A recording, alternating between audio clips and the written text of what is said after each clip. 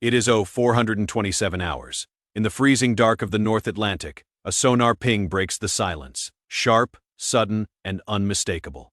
Something's out there. Deep underwater, a shadow moves. Silent, slow, deadly. Based on multiple naval reports from late 2024 and early 2025, this is the kind of scenario that military planners fear.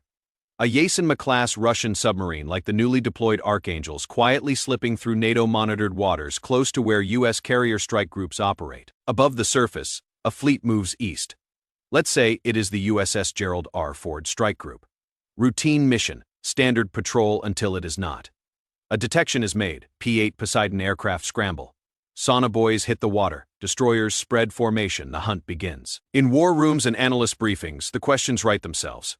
How close could a Yasen sub get before being detected? Could it lock onto a carrier group without anyone knowing? And more importantly, is it already happening?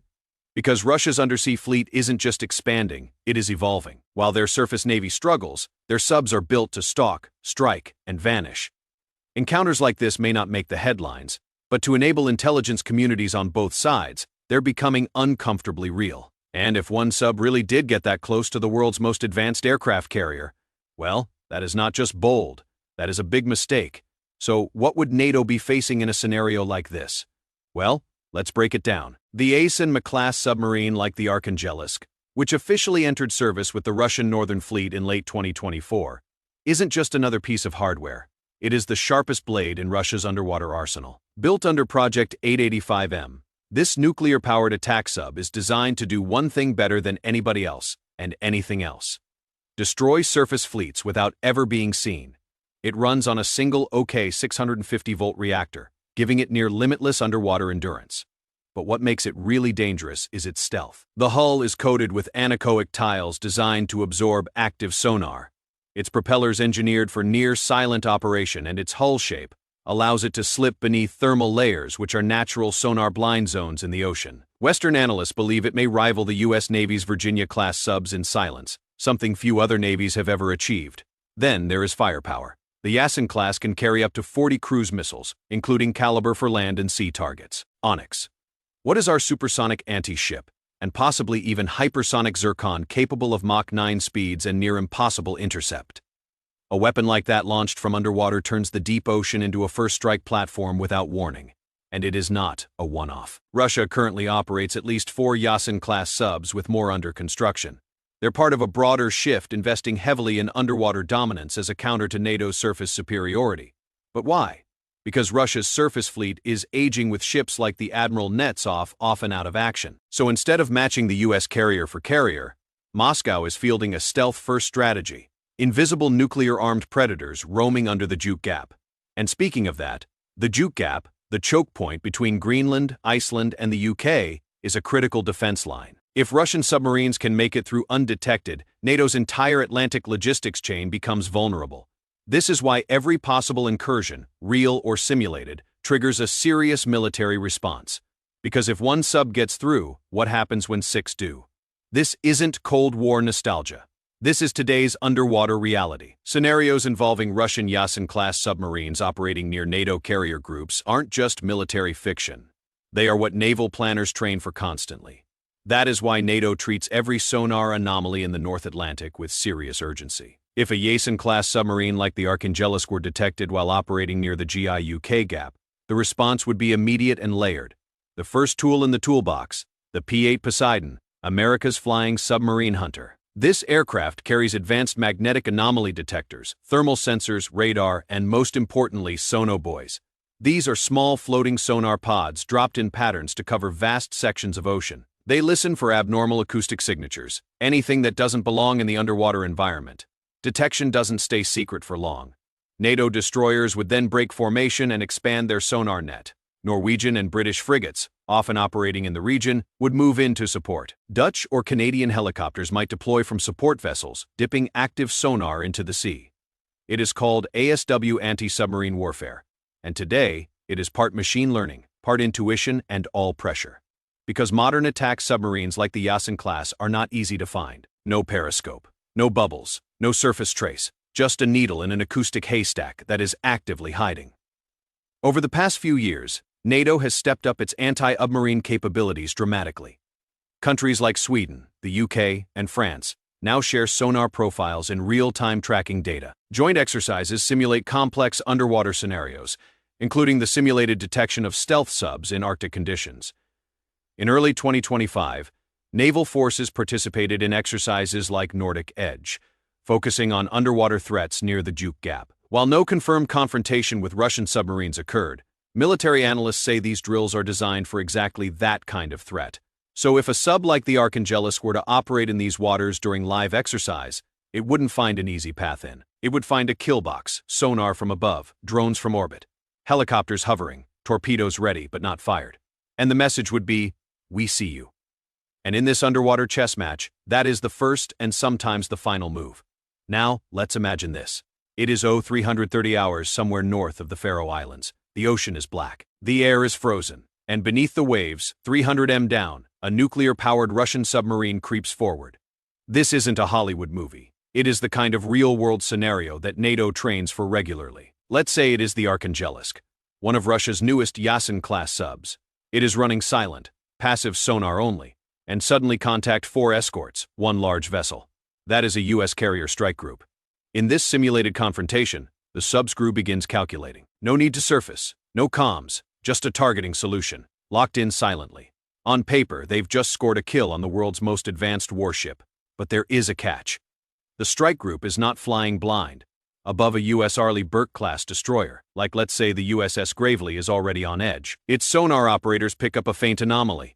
Too faint for confirmation but too sharp to ignore. The response is automatic. ASW helicopters lift off from the carrier's deck. They drop dipping sonar arrays into the sea, sweeping for subsurface targets. P-8 Poseidons tighten their patrol radius, laying out a net of Sonobo. Electronic warfare systems across multiple ships then begin scanning for digital emissions. Tiny giveaways. This is a classic NATO move, a multi-layered response designed to isolate and pin any sub-threat. For the hypothetical sub-commander, things get very real very fast. A pair of MH-60R Seahawks approach, torpedoes armed but on fire. They drop sonar decoys and flood the area with high-frequency pings. Translation: we know you are here. In a real conflict, this would be the point of no return. One misread sonar ping, one launch interpreted as hostile, and an escalation becomes inevitable. But in this simulated scenario, the Russian sub begins a quiet retreat. No missiles fired, no hostilities, just pressure and withdrawal. To naval analysts, this isn't just wargaming. It is a reminder that modern naval confrontations can unfold silently without warning and end before the public even knows they happened. And it also proves something else. Submarines like the Yasen-M class can get close, dangerously close. But when they do, they'll find that NATO is ready, watching, and willing to respond without blinking. Encounters like these may never make the news, but rest assured, underneath the waves, they're happening more than we think. The silent threat from below isn't the only danger in modern naval conflict. Because in 2025, war doesn't just start with torpedoes, it might start with a keyboard. Just weeks after the Archangelis joined the Russian Northern Fleet, Ukrainian cyber teams made global headlines. They breached Russian military systems and leaked sensitive data tied to the Bodyura-class submarine Knyaz Pryarsky. We're talking blueprints, patrol routes, and acoustic profiles. That is the kind of intel that can even expose a nuclear-powered ghost ship. Analysts believe that this breach could have implications far beyond a single ship.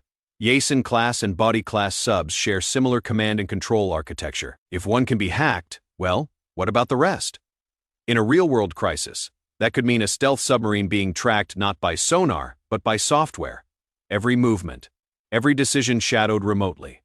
Suddenly, undersea warfare isn't just about engines and torpedoes. It is about firewalls, exploits, and digital traps. And it is not just NATO and Russia in the ring here either. In response to increasing cyber and subsurface tensions, Russia and China conducted joint naval exercises in the Sea of Japan. Their mission was to simulate the detection and the neutralization of a hostile foreign submarine. It was a signal clear and public. Meanwhile, Western powers weren't idle. Though not officially confirmed, multiple media outlets reported the sudden deployment of 2 U.S. Ohio-class submarines, each armed with over 150 Tomahawk cruise missiles, to undisclosed locations. A quiet move, but a loud message. We're watching too. This emerging battlefield where sonar meets servers is what military planners now call hybrid undersea conflict. It blends stealth tech, cyber tools, and old-school brinkmanship. and the line between training and tension is thinner than ever. To understand just how close things can get at sea, you don't have to imagine it, but you can look back. The 21st of March, 1984. Night falls over the Pacific Ocean. The U.S. aircraft carrier USS Kitty Hawk is cruising at full speed off Japan's coast. Unseen below, a Soviet submarine K-314 at 3:21 a.m. Without warning, the sub surfaces directly in front of the carrier's bow. There is no time to avoid it. Collision. K-314 is torn through its sail and periscope. The Kitty Hawk is scraped but afloat. No casualties, no torpedoes fired. But here is the chilling fact.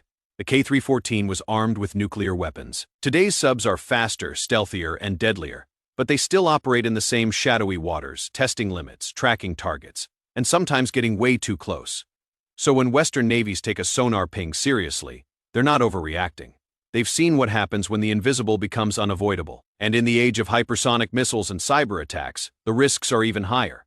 If submarines can now sneak past sonar, launch hypersonic missiles, and operate with digital silence, is the ocean still a safe place for global power balance? Or is it becoming the most dangerous front in modern warfare? I want to know what you think. Are these underwater confrontations just strategic posturing, or do they make the world genuinely more unstable? Drop your thoughts in the comments. And if you want to go a step further and support the channel directly, join the fleet. You get loyalty badges, priority replies, and help us surface even more true maritime stories. Click join on our channel page and get on board. Thanks for watching. And if you found this story eye-opening, hit like, subscribe, and consider joining the fleet for even more behind-the-scenes naval content. Until next time, watch the waves, because down there, silence usually means something's coming.